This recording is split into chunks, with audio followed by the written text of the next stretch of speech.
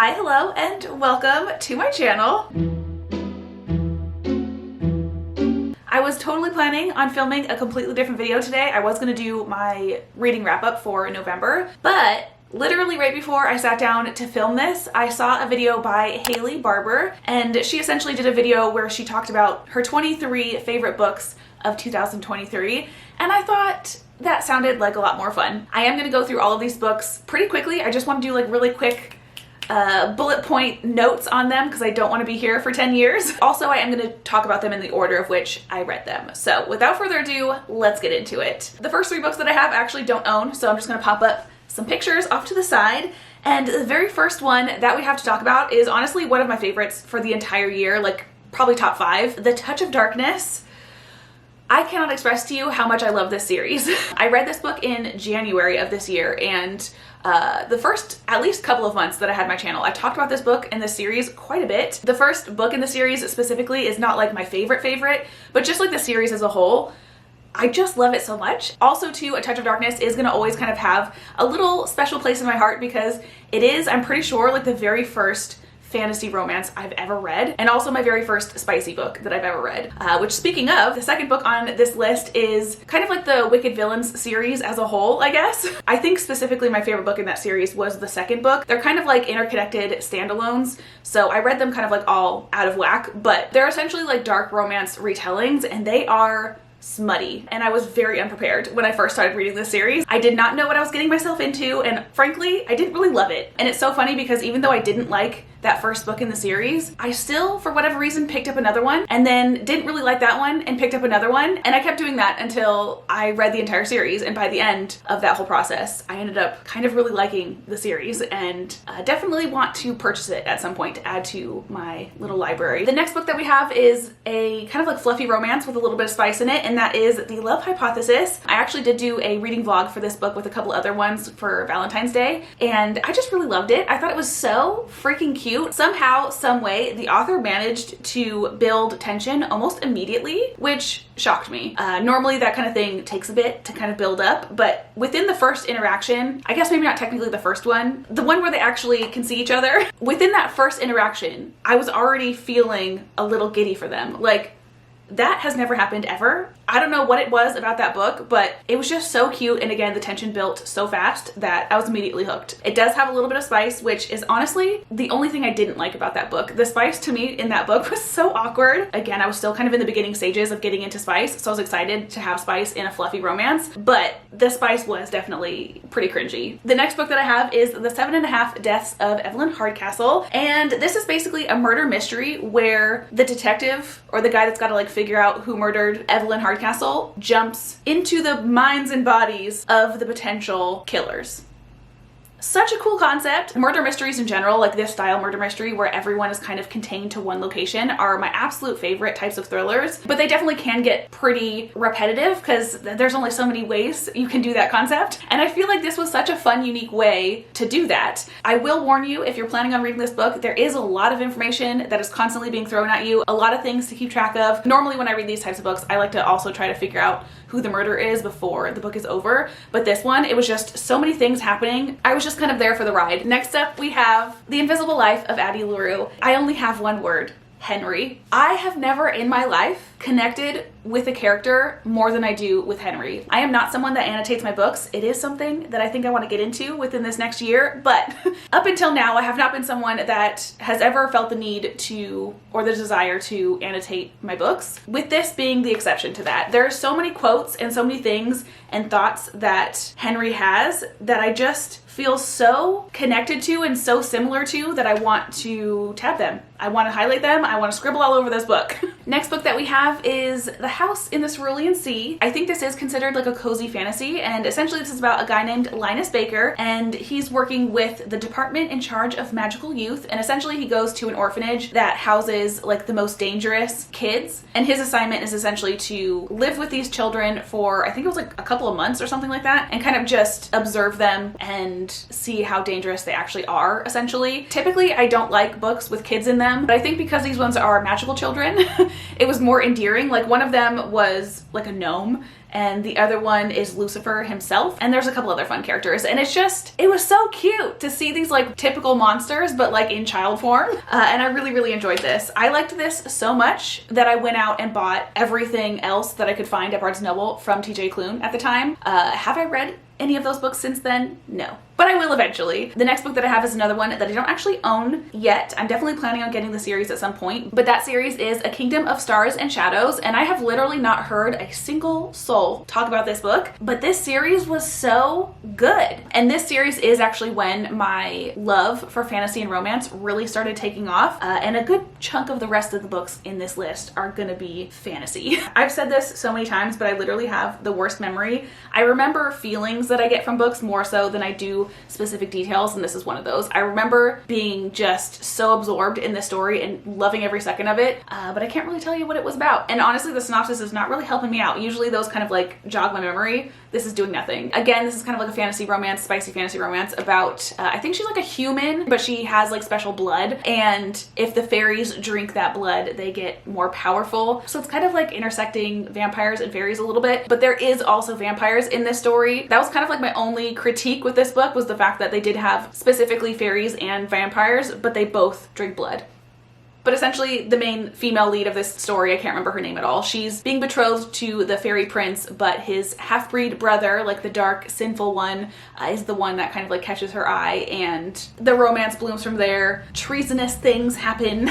Again, I've literally not heard a single person talk about this series, but again, so obsessed with it. That being said, the next book that I have to talk about is a fantasy romance that everyone and their mother has talked about, and that is The Cruel Prince. This was another series that I completely inhaled. This one though, my biggest critique for this book, and really I think my only one, is I would not consider this a fantasy romance. There was definitely some like romantic tension between the characters, but it never really blossomed much into anything until like the very end. And even then, I definitely still wouldn't consider it a romance. But it was one of those things where I went into this hoping for that like enemies to lovers fantasy romance. I didn't get it, and I still really loved it. On the opposite side of the spectrum from The Cruel Prince, another book that I don't really hear too many people talk about, and when I do, it's usually not very good. The Never King by Nikki St. Crow. This is one of those I will die on this hill kind of books for me. I loved this. It was such a shock for me because my only other kind of like smut style books that I read were The Wicked Villains, and at the time that I read this, I don't think I had fully finished the Wicked Villains series, so I was still kind of like unsure about whether I liked smut or not. But this is essentially a smutty Peter Pan retelling, and that was just too intriguing to pass up. And I was actually surprised at how much was kind of going on in each book, because they are super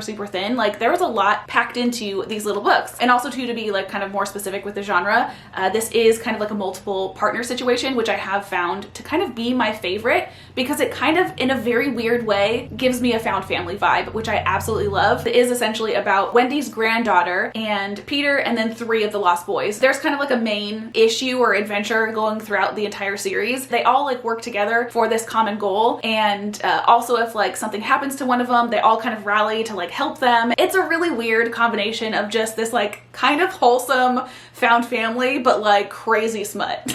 Our 10th book for this list, which I definitely need to be quicker with these reviews. I feel like I've been sitting here for so long just jabbering on. But our 10th book for this list is Scythe. The concept of this is really unique and cool. It's essentially about a dystopian world where humans have kind of figured out how to live forever. The only problem is no one dies. So this society has kind of like created scythes to kind of keep the population under control. And this book specifically kind of follows 2 apprentice scythes, neither of which want to be. It's just a really cool book. Next up, I have a couple of fluffy romances, and the first one is Mr. Wrong Number by Lynn Painter. I will read and buy anything that this woman writes. That being said, I could pretty much put all of her books on this list, but I didn't want to just have like a bunch of Lynn Painter ones. I did do a full like reading vlog of them, and I can't pinpoint exactly why I liked this one or why I picked this one instead of the other ones, but I just really liked it. And then the other fluffy romance book that I have is Yours Truly by Abby Jimenez. Abby Jimenez is also, I think at this point, going to be an instant buy for me. I haven't actually bought any of her books yet, but I did read Yours Truly and Part of Your World, I think it's called, and I loved both of them so much. What's unique and what I really like about Abby Jimenez's writing that I didn't honestly think I would have liked is the fact that she has the typical fluffy romance kind of plots, but she always adds like a little bit of like real life into them. And when I'm reading romance or happy-go-lucky fantasy type things, I don't want real life involved. So again, like saying that that out loud, it doesn't sound like something I should like,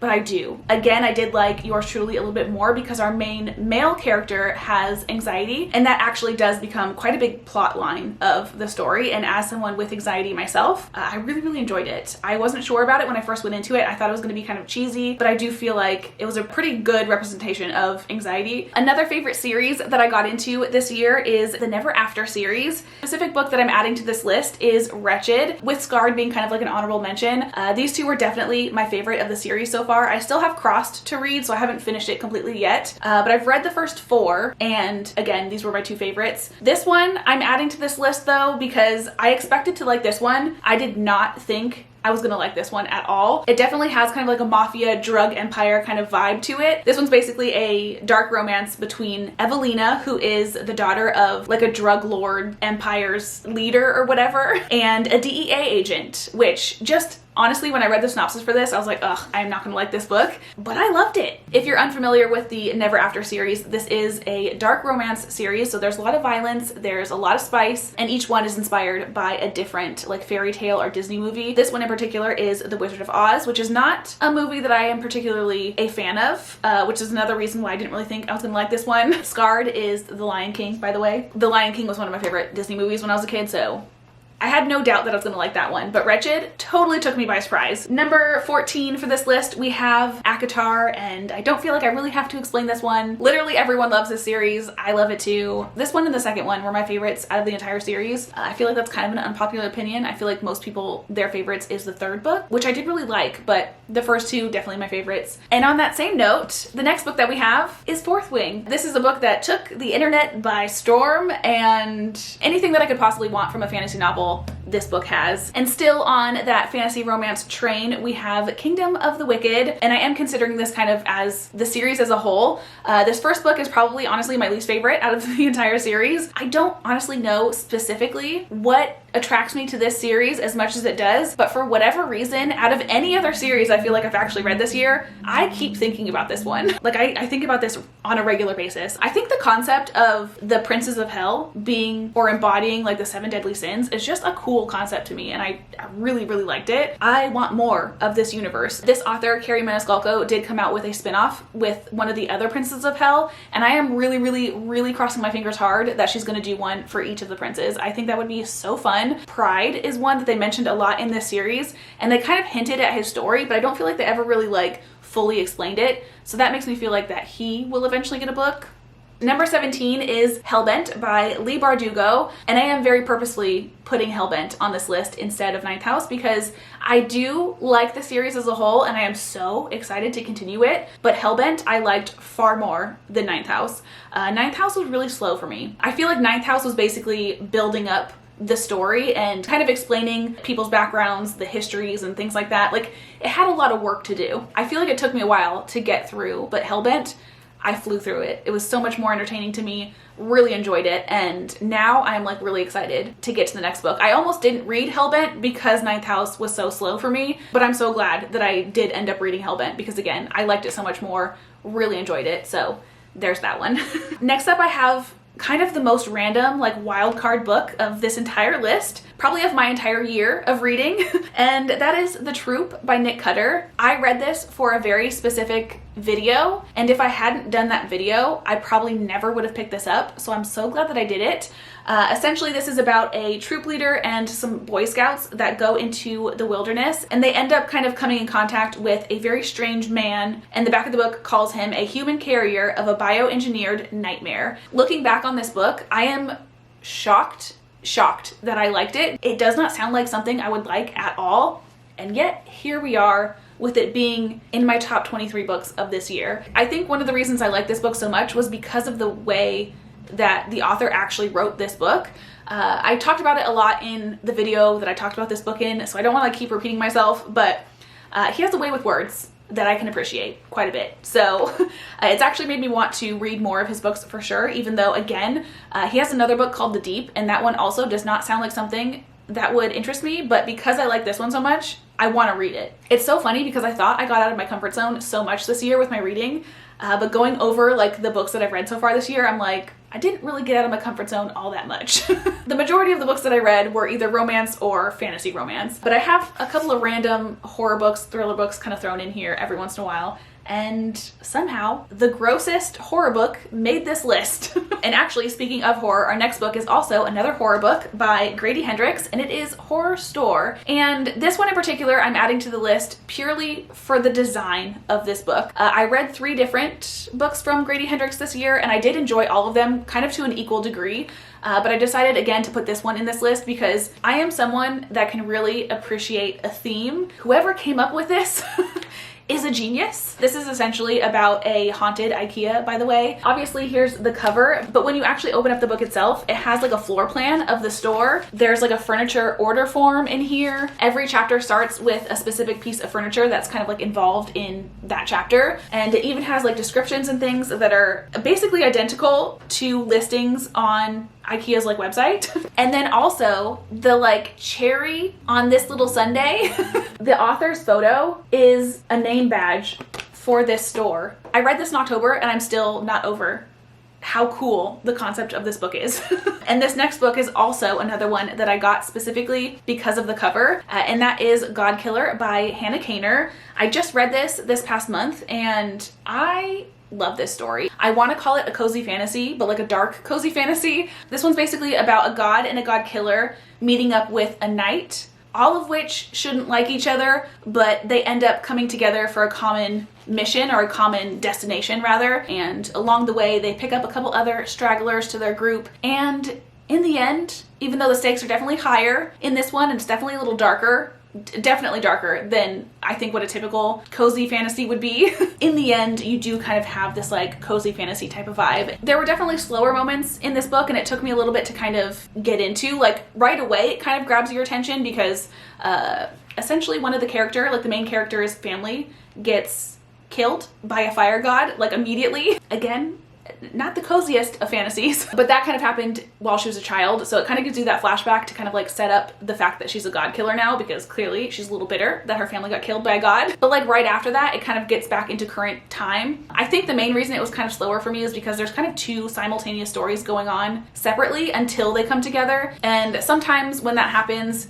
it's a little bit slow for me to read because I get too invested in one story. So every time they switch over, I have to kind of like reinvest myself back into that other story. That's what happened with this one. But once they actually like finally come together, it was so good and I really enjoyed it. And there is going to be another book in that series coming out early next year, I think in March. I'm very, very excited for it. Next up, we have our very last one that I don't actually physically own, which is Divine Rivals. And I definitely do want to purchase this book because I liked this book so much. And it was another really surprising read for me because I read the synopsis for this book several different times before I actually finally picked it up. And every single time I read it, I just had absolutely no interest in the story. This is essentially about a writer who I guess is like a war correspondent in this big war of gods. And she ends up writing letters back and forth with some unknown individual using a magical typewriter. The magical typewriter part definitely sounded interesting, but like all of the rest of the story did not sound interesting to me at all.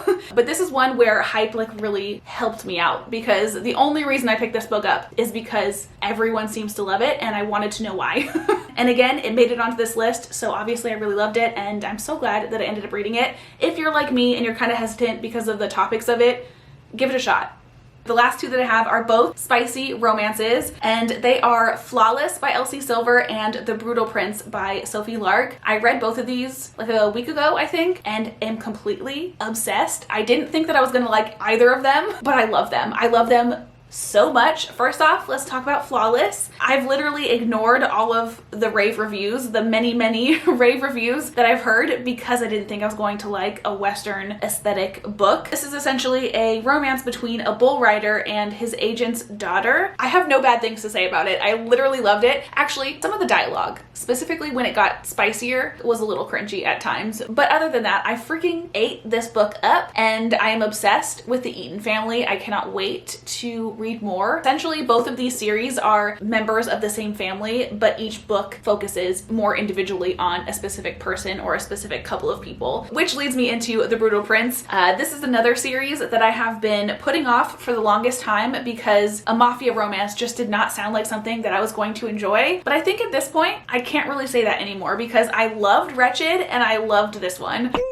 Anyway, with that, those are all 23 of my favorite books of 2023. I do want you to keep in mind that I read 101 books at this point, so that essentially means that this is like a quarter of the books that I've read. So even within this 23, there's definitely ones that I liked a little bit more than others, but these are definitely the standouts. As of right now, it is December 7th, so I do have like a full month almost of this year, so I'm definitely gonna end up reading more books. So there's definitely a potential for me to find a book that I like even more than some of the ones in this list, but as of right now, these are my 23 top favorites. But anyway, I hope you guys enjoyed the video. I hope you have / have had the most amazing of days, and I will hopefully see you in my next one. Bye!